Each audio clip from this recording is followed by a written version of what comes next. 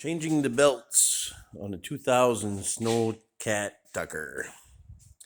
All right, couple things to know. The hinges.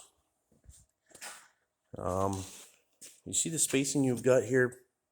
You got to make sure when you reinstall the belts that it doesn't look like this here, because that's the wrong way. So you see the spacing? This one's closer to the edge of the hole, so if you want that, you need to have that space so the snow and rocks and stuff could get out of there. So anyhow, it's got to be turned around. The thickness of the belt. The thick part is what comes in contact with the snow and the ground and terrain, so that you got to keep in mind. If you replace one at a time, shouldn't run into too many problems, other than some of these bolts end up turning on you and you can't get them out. So you either torch them out or weld them in place, which you can see.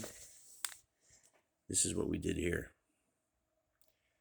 Burn a hole through the channel, because it's very hard to get a key or something else, a wrench, down in that channel. So burn a hole through it, weld it in place, or just torch it out and change it, put a new one. The other thing to know about this is make sure that these two hinges on the inside,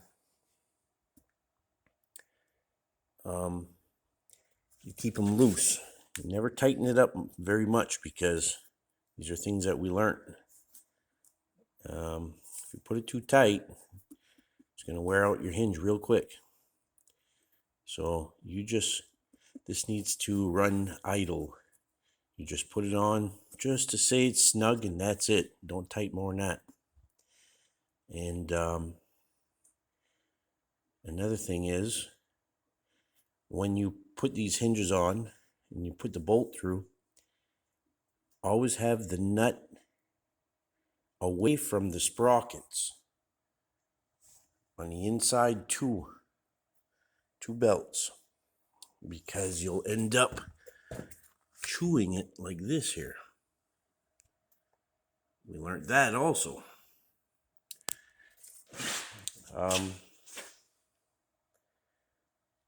This machine's not new, so I mean, there's a lot to learn about putting these belts, replacing these belts. There's 400 nuts and bolts. It's time consuming, but it's not too bad. With these pointers here, you get it done pretty quick without having to take them all back apart. And yeah, so I hope that helps somebody out that's going to be attempting to do this. Have a great day, everybody.